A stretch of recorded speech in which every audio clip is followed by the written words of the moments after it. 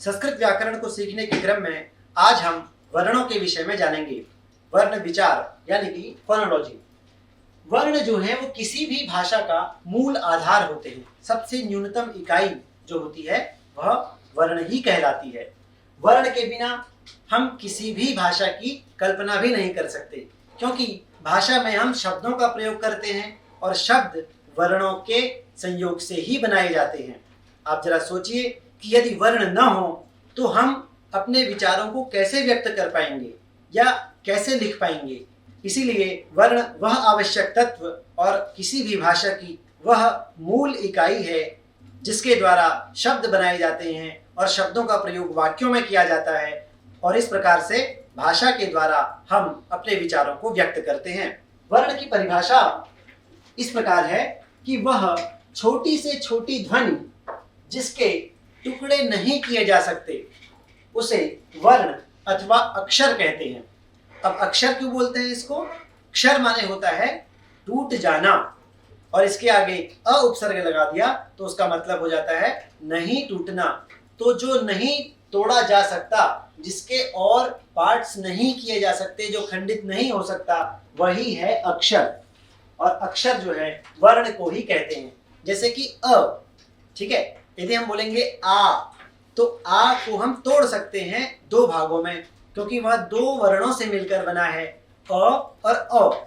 लेकिन अ को ही यदि हम ले लें तो इसको हम नहीं तोड़ सकते। यह मूल इकाई है, मूल स्वर है, अ, ई, क, च, इस तरह से।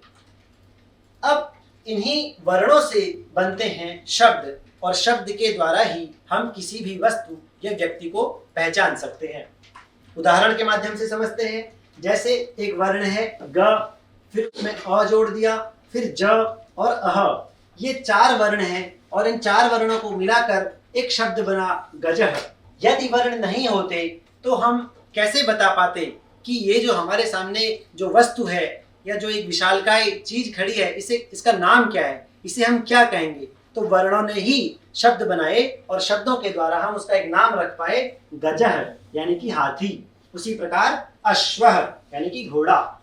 ठीक है, तो वर्णों की इंपॉर्टेंस यही है, वर्णों की विशेषता यही है कि वर्णों से शब्द बनाए जाते हैं, शब्दों का प्रयोग वाक्यों में किया जाता है और वाक्य के द्वारा हम अपने विचारों को व्यक्त करते हैं।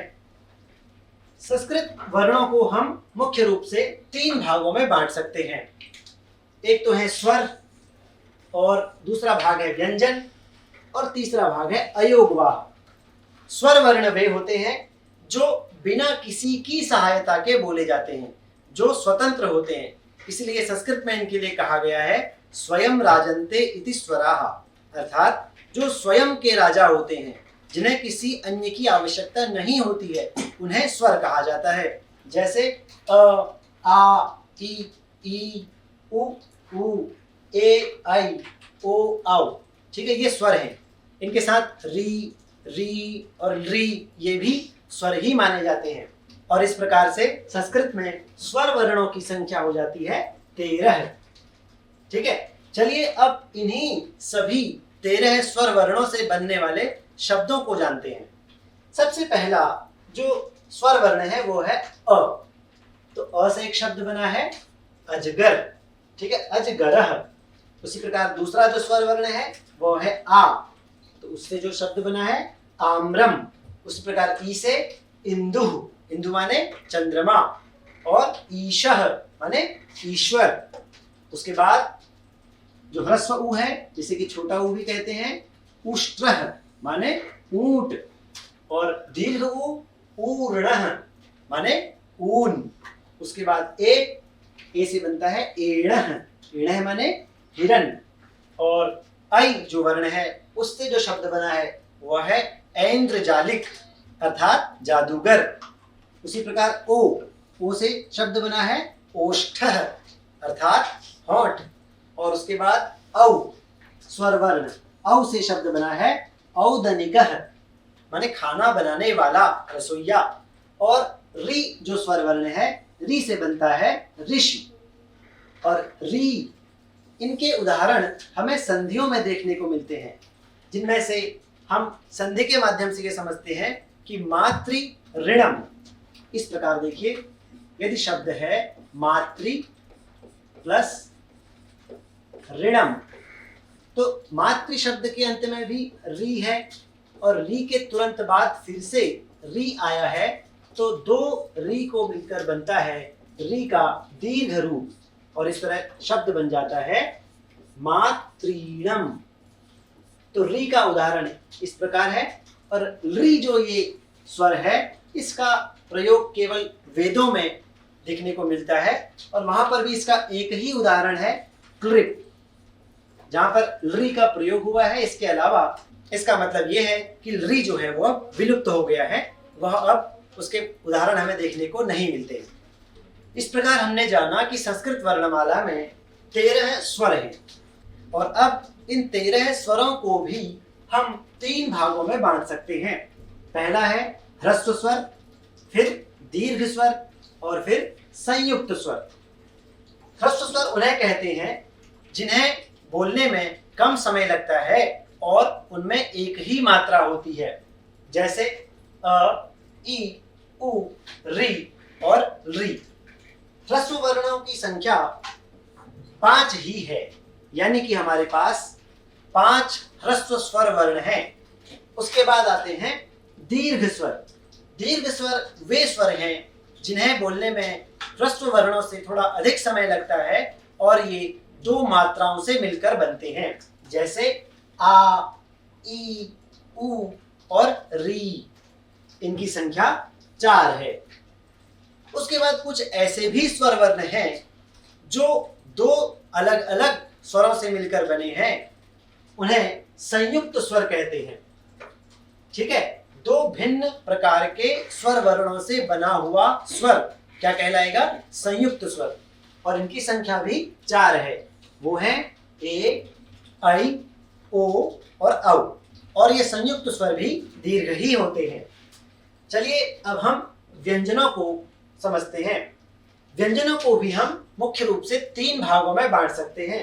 चलिए अब व्यंजनों के बारे में जानते हैं, जो कि वर्णों का दूसरा भेद है। व्यंजन वर्ण उन्हें कहते हैं जो स्वरों की सहायता के बिना नहीं बोले जा सकते, या जिनको बोलने के लिए, जिनका प्रयोग करने के लिए स्वरों की सहायता लेनी पड़ती है, उन्हें व्यंजन वर्ण कहते हैं। व्यंजन वर्णों की संख्या 33 है और इसे हम 3 भागों में बांटकर समझ सकते हैं। पहला भाग है वर्गीय व्यंजन या फिर स्पर्श व्यंजन। वर्गीय व्यंजनों की संख्या यानी कि स्पर्श व्यंजनों की संख्या 25 है और इसमें 5 वर्ग होते हैं और प्रत्येक वर्ग में 5-5 व्यंजन होते हैं और इस तरह से इनकी संख्या 25 हो जाती है। इन वर्गीय व्यंजनों में जो पहला वर्ण होगा उसी के नाम से उस वर्ग को जाना जाएगा। जैसे पहला वर्ग है कवर्ग। ये कवर्ग इसलिए है क्योंकि इसका पहला वर्ण क है और इसमें जो 5 वर्ण आते हैं उनके नाम है क, ख, ग, घ और न। उसके बाद आता है चवर्ग। चवर्ग का पहला वर्ण च है, इसलिए इसको चवर्ग कहते हैं और इसके जो 5 वर्ण हैं वो हैं च, छ, ज, झ और य। उसके बाद है टवर्ग जिसके 5 वर्ण हैं ट, ठ, ड, ढ और ण। उसके बाद है तवर्ग जिसके 5 वर्ण हैं त, थ, द, ध और न। और उसके बाद है पवर्ग जिसके 5 वर्ण हैं प, फ, ब, भ और म। इसके बाद आते हैं अंतस्थ व्यंजन जिनकी संख्या 4 है और ये हैं य, र, ल और व। और उसके बाद आते हैं ऊष्म व्यंजन जिनकी संख्या भी 4 ही है और ये इस प्रकार हैं श, श, स और ह। ठीक है, तो चलिए अब हम इन सभी व्यंजन वर्णों से बनने वाले शब्दों को समझते हैं। पहला वर्ण है हमारे पास व्यंजनों में क। कवर्ग का पहला वर्ण है क, उससे जो शब्द बनता है कपोतहर यानी कि कबूतर। ख से खरबूजम यानी कि खरबूजा। ग से गर्दभः यानी कि गधा। घ से घटिका यानी कि घड़ी। और न जो होता है इससे कोई भी वर्ण नहीं बनता है। जैसे हिंदी में न खाली इस तरह से आगे बढ़ जाते थे, तो यहाँ भी संस्कृत में भी न से कोई वर्ण नहीं बनता है। सिर्फ न से ही नहीं बल्कि कवर्ग, चवर्ग और टवर्ग इनके पंचम वर्णों से भी कोई भी शब्द नहीं बनता है। आगे चलते हैं। चवर्ग का पहला वर्ण है च और उससे शब्द बनता है चंद्रः यानी कि चंद्रमा। छ से छागः यानी कि बकरा। ज से जम्बुकः यानी कि गीदड़। झ से झषः अर्थात मछली।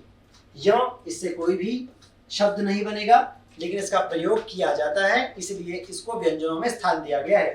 अगला वर्ग है टवर्ग और उसका पहला वर्ण है ट और उससे जो शब्द बनता है वो है टिट्टिभः अर्थात टिड्डा, जो एक विशेष पक्षी होता है।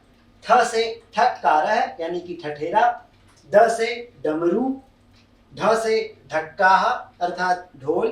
फिर ण इससे भी कोई भी शब्द नहीं बनता। अगला वर्ग है तवर्ग और उसका पहला जो वर्ण है, जो व्यंजन है, वो है त और त से शब्द बनता है तडागः यानी कि तालाब। फिर तवर्ग का दूसरा वर्ण है थ और इससे भी कोई शब्द नहीं बनता। अगला जो वर्ण है वो है द और द से बनता है दंतः यानी कि दांत। फिर ध से धेनु यानी कि गाय और फिर न से नकुलः यानी कि नेवला।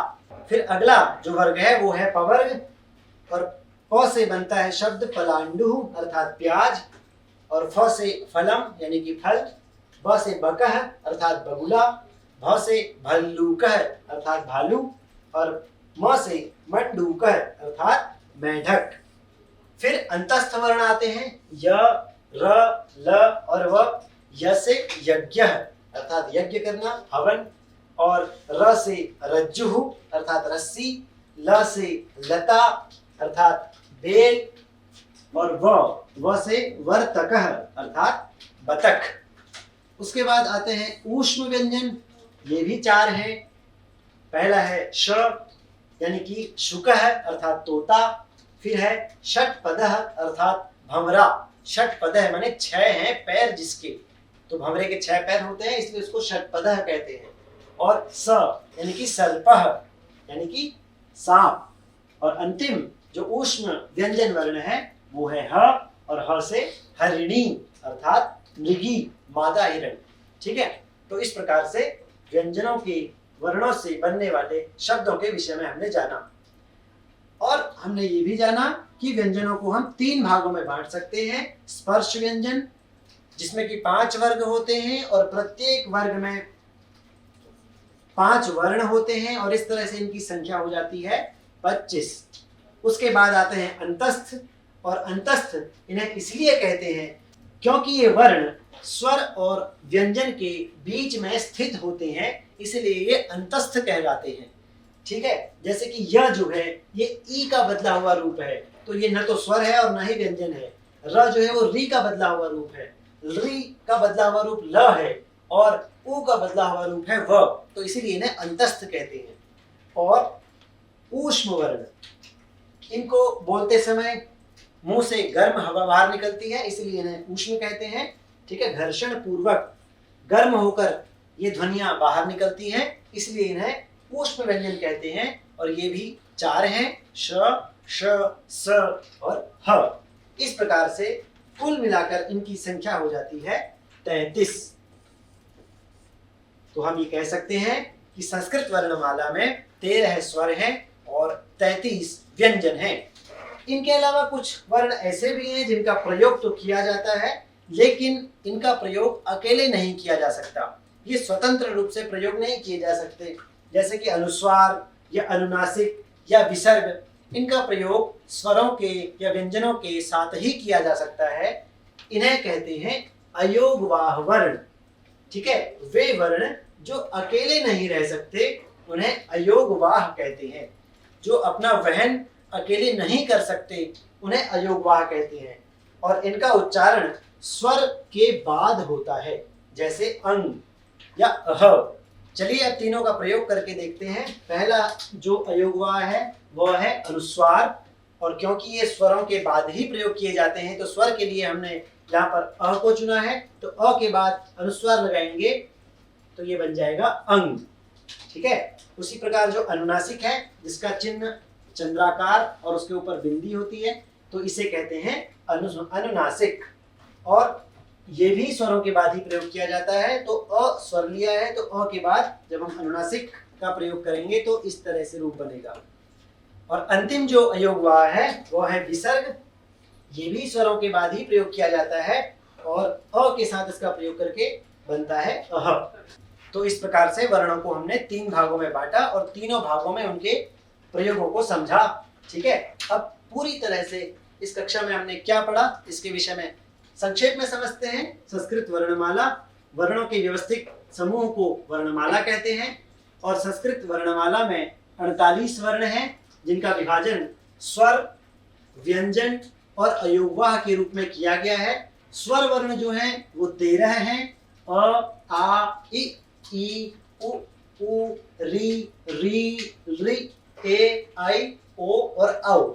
व्यंजन वर्णों की संख्या 33 है जिनमें से 25 वर्गीय व्यंजन हैं, 4 अंतस्थ हैं और 4 ऊष्म वर्ण हैं।